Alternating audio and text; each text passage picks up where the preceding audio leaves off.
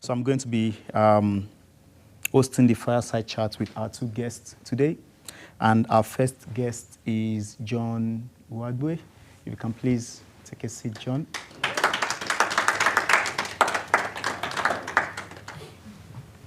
Thank you very much. Just grab a seat. Comfortable? Yeah. Yep. Yeah. It's hot with the fire. Did you buy a new suit for this event? No, I had this one since, let's go back. I think I've had this suit genuinely for about 7 years. 7 years. Yeah. Good stuff. So John, do you kindly want to describe yourself without telling us what you do for work? Okay. All right. Good evening, everyone. My name is John Uwagboe, and I think I would, when I think about myself, I would probably tell you about 3 things without talking about work. Number 1, I'm a man of faith. I grew up going to church mostly, so I believe in God, and it's my belief and my upbringing. I am married. I've got 2 beautiful girls, and when I think about myself as an individual, one of the reasons why I start with faith is one of the gifts I think I always want to showcase and want people to see when they think of anything is the act of the possibilities. So what do I mean by that?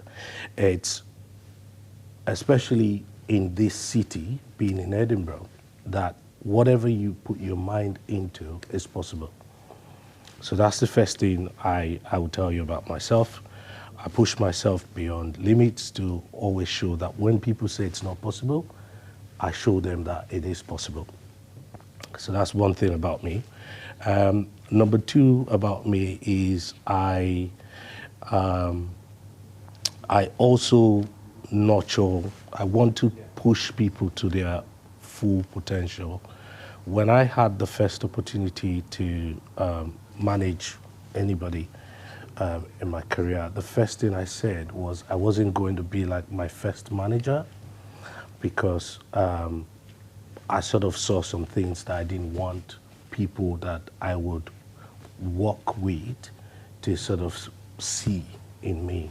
So I'm one of those people that I enjoy, one of the things I enjoy the most is nurturing people and helping them sort of reach full potential.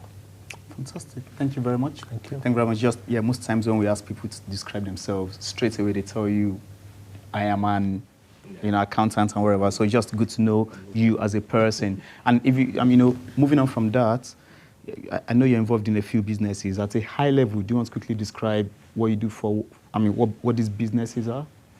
Okay. So we've got 3 businesses, and you'll be bored of these names because they're all in my last names. So forgive me. And I'll tell, maybe we'll get to the story why. So the first business we've got is Uwagboe Foods, which is a retail, African grocery retail shop. It was what brought us to selling literally anything. Never sold anything before. As I said, I work in the financials when we both knew each other. So I was a banker and never sold even a pen. And until we started with the retail food business. Yes, I'm gonna go to the second one now. The second one is Uwagboe's Kitchen and Grill, which is I would describe it as Edinburgh's finest Nigerian restaurant. Believe me, if you haven't been. And the third one is Uwagboe Holdings, and that is our real estate company. So yeah, high level, sorry. Fantastic, thank you very much. So I've known John for 10 years. 11 years? Maybe more. Yeah. So when we were working together at Lloyd's Banking Group, not so far from here, Yeah. we used to go to your house for lunch back in the days. But and I remember then there was no talk about entrepreneurship or whatnot. We're just sort of trying to survive in the corporate space, trying to make sure we don't piss our managers off, and trying to get Share promotion. the stories. Yeah. But take us back, to when you were growing up. When did you migrate to the UK, and what were you doing before starting these businesses? Okay, I'll probably start from how I got here. So I was born in Nigeria, like I said, never left Nigeria until I found myself in Scotland. And I remember the first day I stepped my foot into Heathrow. It was the coldest day of my life. Is it as cold as today? Believe me, it's the It coldest probably felt day. colder because we're coming from... It's the coldest day of my life. There's nothing anybody's going to tell me. Even if today becomes minus 30, that day is still the coldest day of my life because I'd never experienced it. So I left Nigeria. I arrived here on the 6th of October in 2008. Remember that date. And straight from there, I went straight to St. Andrews. So there was no even in between England, kind of soft weather. It was straight to St. Andrews with the North Sea next to me. It's like, who did I offend?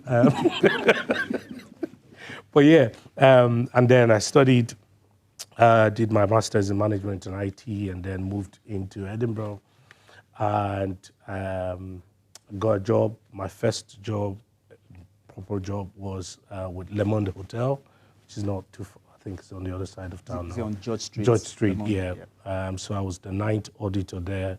Interesting job. And then from there, I got the bank job where I think I met you maybe 3 or 4 years later. Okay. Yeah. And your time at Le Monde, would you say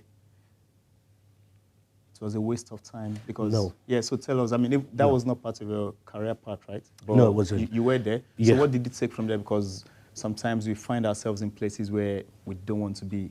But, the thing is, how can you make the most of whatever situation you're at? So do you want to share some of that? I think for me, it was, like I said, it was just that act of the possibilities and believing. So I did a few more worse jobs than that one, to be honest. Well, I'll take that back now because people do those jobs, so I wouldn't say worse jobs. But, so as a student, I was a security man. So my very first job was making sure I got my SIA badge, and I was a doorman in a pub. And then straight after that, I took that experience and landed myself my first customer service job in a retail shop. Believe me, the interview went like this. So tell me about a time where you've settled customer or helped customer. And the only time I had was as a doorman. And I flipped it and I said, look, as a doorman, I help people come in, I welcome them, I make them comfortable. They see me at the door, they know that they're secured, there will be no violence and all that. And I got the job. And straight away I took that and I said, well, that means there's no job that I cannot do and transfer some sort of skill from into. And from there, I got my customers. I got the Le Monde job. From there, I got a customer service job in the bank. It was all customer service. And then I knew that my visa was running out. I needed something that would keep me in this country. It was at that point I started to look for my kind of role because I did IT. And I looked for a job within the bank that then sponsored my visa. So that was internally? Internally, okay. Yeah. So I did 3 customer service jobs before landing my first IT consultant role that eventually sponsored me in the bank. So it was just knowing that it was possible and knowing that if I had an experience here, I could tell this other person about that experience and they will find it useful for me to join their team. Okay, fantastic. So leading on what you just said leads us into the next question. Your background, I remember then when we were both at Lloyd's Banking Group, you were a risk manager, you were in risk. Yeah. And somehow you've ended up in retail, and yes, I'm everywhere. Sorry. yeah, and the restaurant business. So how did you make that transition from working within Lloyds Banking Group in risk or in professional services to owning this kind of businesses, if I could call them that, because so outside your, what a risk manager would start? So I think there were two things that were very clear to me while I was growing up. There was two things I really wanted to do.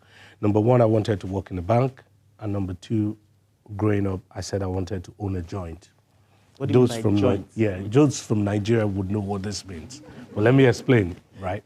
Because in Nigeria, a restaurant or a pub, what you call a pub is a joint, right? That's the best. So basically, that's where people just congregate. Alcohol. Yeah, congregate. Congregate. So two reasons why those things sort of appealed to me. So number one, the bankers in Nigeria were the most dressed people, beautiful people, right? They would wear the best set of clothes, even if they had no money. I didn't care about the money. I just loved how they appeared at the time. And so growing up, I sort of just loved them, and I kept saying, look, I wanted to be a banker. And then for the joint part, it was, I think for me, what I really wanted or what appealed to me was I could see how people could just be in a place and they would be themselves, not because of alcohol or anything, but it's just somewhere where you can just let loose, have a nice conversation, meet people, network, talk about anything that, appeals to you. And so those were my two big dreams. And then coming here, eventually I managed and successfully got a bank job. And why did I do the restaurant or business here? The whole business idea in the UK is my wife's. It wasn't something I wanted to do. But I leveraged on her skills. She's somebody who can find something on the internet very cheap, right? So as an example, when we were getting married, we went into a wedding store, and the wedding gown was like 2,500. She was like, nah, not buying it. She found it on the internet, same dress, £150. Honest to God. But did you give her the 350? Calm down. To be fair. For me, that was kind of when I knew that I was onto something in future if I married this woman, right? So she was she was, and we sat down and I said, look, you have this thing as a gift. Why not us start using it? And in fact, at the time, it was her I was saying, you do it for yourself. And then one day she told me, she said, I miss Nigerian bomo. It's a meat. It's a kind of a meat. Cow skin. And she said, I miss this meat. Nobody brings it into the UK successfully. I said, well then, bring it. And then she started bringing it. And I remember somebody saying, but your husband is rich. Why are you doing this? He works in the bank. I said, tell them your husband delivers this bomo for you himself. And within a couple of months, she was able to sell these things. And I think I gave her £200 to start. And in a couple of months, she sold this thing and made £1,000. That was when I knew that this was onto something. The African shop we later bought, we were supplying that shop. So we went to supply when the guy said to me, oh, by the way, we're selling the shop. So this will be your last supply. And I said, well, I'll buy the shop. And that was how we bought the shop. So that's I laugh because they did tell me that same thing. They said they were going to be selling the shop, but I said I was not going into the retail business. So I guess you took the bait. Yeah. Yep. Okay. Yeah.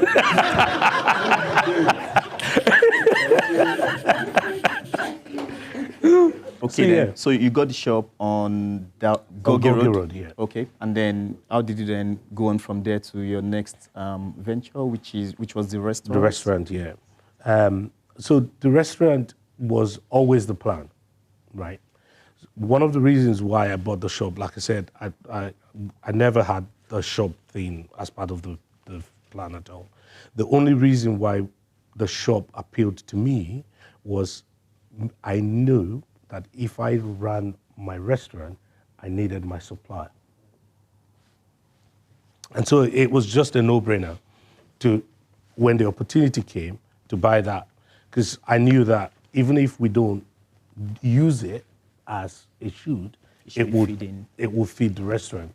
So when we had that, I said to my wife, I said, look, now we have this.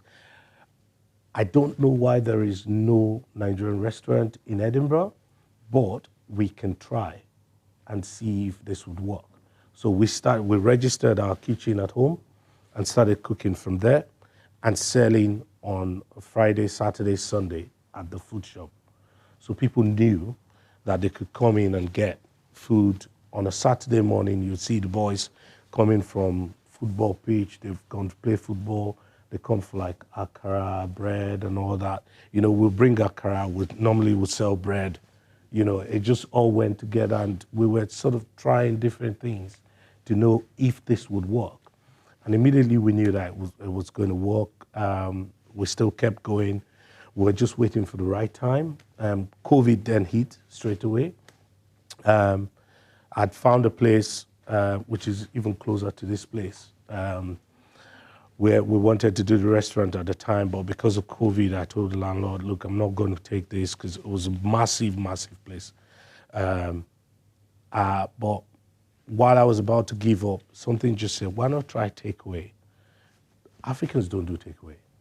Like, I've never seen any African takeaway anywhere. We go to places, sit down and eat. It's part of the experience. Yeah, that's our culture, right? But I said, well, then why not? Let's try it. It's COVID anyway. And then that was why we started off as takeaway. Right. It was never a plan to do takeaway. Okay. Yeah. Okay. And then how did you? Yes. Then how did you evolve from that to where you are today with the business?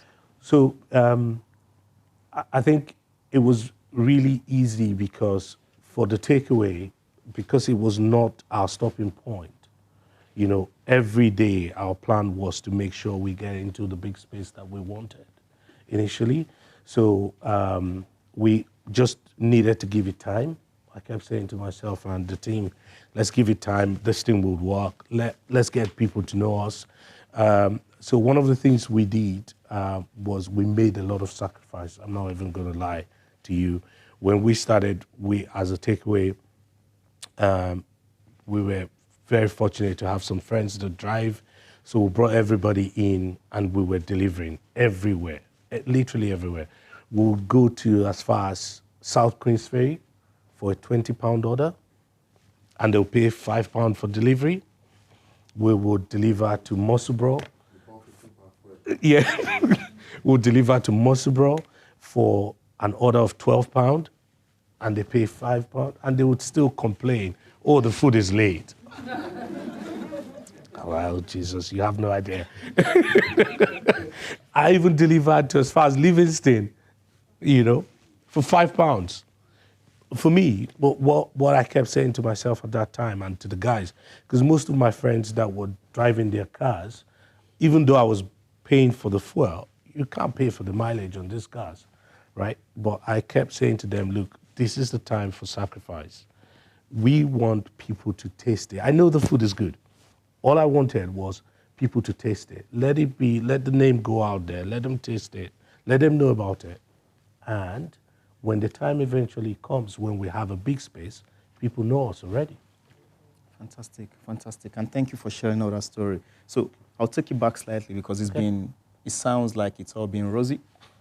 But I want to guess that's not been the case. Yeah. So what I've learned from this story, what I've heard is the power of flexibility around, you know, the ultimate goal for you was to have a restaurant, but you saw an opportunity to take ownership of a store and you took it. And then the second thing about flexibility was you wanted a fully fledged restaurant, but you saw an opportunity to start a takeaway Yeah.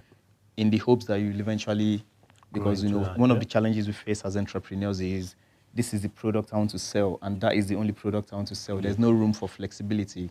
But I guess you baked that into your system. And then also with things like, how did you manage things like people, finance, tax, and all that? I know you come from financial services background, so maybe those things were easier for you, but still, what challenges did you face, getting through all that, especially in the early days? Yeah. I mean, those challenges are there as with anyone. I think even an accountant will struggle with. I wouldn't. Okay. Oh, sorry. Well, that's why you're an accountant then. But genuinely, one of the things that when it came to tax and all that, I just got a professional, right? If in the interest of time, if there's anything I would teach anybody, I think you said something when you were talking, or it was Onye who said it. If there's anything I think I have learned myself, if there are professionals to do the job, just get them to do it, right? Believe me, it will save you a lot of time. It will save you a lot of money you think you don't have, or you think you're trying to save. So when it came to things like tax, paperwork, and all that, I just get people like professional accountants to deal with that, because if you get it wrong, especially when you're trying to start a business, it could be the end of the business, because there's so many things that can make the business fail, and getting it wrong from the beginning, it's like, don't even bother. So for me, it was that. I'll give you an example of why I say that. So when we were starting the takeaway, I knew that I didn't know anything about food. I've never cooked for anybody other than myself and my family. And once you start to go into public domain and serve the public, there's a lot of things you need and all that. I hired somebody straight away. Certificates. Yes. Yep. I just hired a guy who did all the paperwork for us. He helped us. He was a chef from a 5-star hotel, restaurant, kitchen, right? He helped us. He sort of prepared us for all the interviews would go with the environmental and food agency, all those people, that it was so clear that we had done a good job. When we submitted our paperwork, the man said, "You've given me too much for the size of what you have." He said, "Did you hire somebody to do this?" I said, "Yes." He said, "Oh, you didn't have to." I said, "I have to." And I said that, I meant it. I said, look, because two things. Number one, I'm already a black man, right? It's already a black business, right? You already have this mindset that I'm going to do something wrong. So I want to help you know that I know that we cut a lot of corners, right? As people, let's be honest with ourselves. I don't want to fall into that. And for that reason, I get professionals to just take that burden off me, and we look good. Fantastic. And I'll touch on something else as well that may be relevant to our audience. So with everything that's happened, you still have a 9-to-5 job? Yes. So how do you manage your 9-to-5 with these fast-growing businesses that I guess that you and your family are managing? The gift of people, right? I think it's about trusting people and, making sure you're able, because if you think about it, and this is what I always say, the job we do, our 9-to-5, somebody trusts you enough to employ you to do that job. And that's why they've given you that, right? So one of the things we said when we bought the shop was we were never going to leave our job because of the African shop. And when we were going to open the restaurant, we knew we needed to, right? So we both resigned. I left the bank at that point and went into this full time with my wife. We both gave it our 100%. And when we were able to build systems that people could walk into and run, I then said, well, you would continue to stay. This was my wife, and I would return to work. And it was at that point I went back to work. My wife only went back to work 3 months ago now. Okay. Yeah. Okay. And so do you think partnership has helped you as well then? Because I guess it's a partnership in some way, shape or form. Because sometimes folks have business ideas, but then they've got a gap. Yeah. And they can't feel it. You know, you said you've paid people to help you do something. Sometimes you don't have funding or you don't have the cash to pay someone. So could there be potential then for people sometimes to just get someone else to come as a co-founder or co-starter, whatever you want to call it? Is there value in that? In your I think opinion? it's valuable, yeah, because sometimes it's one of those things where I think just bouncing ideas off people sometimes I would have made some silly mistakes. I get really excited about stuff, and just going home and talking through those things, and somebody to just poke the bear, ask a few questions, and you go, oh yeah, that's true. It wasn't a great idea after all. I'm not stupid, but yeah, that's true. Yeah. Okay, fantastic. And the final question you'll be pleased to know is, what are the long-term plans for, I guess, your family business? Where are you guys planning to take this? So for us, it is. I think one of the biggest thing was we wanted to sort of have what we have right now in Edinburgh. We will be looking at other cities within the next few years. But it is it's not just having presence in cities, but it's making sure that we're able to sustain, the quality. So for me, that's one of the reasons why, I won't just stand up and say, look, we're going to go because we have a name here now. No, it's about making sure that we were able to build people that would help us replicate the same value that we bring to the market anywhere else. Fantastic. Thank you very much. Thank you. A round of applause.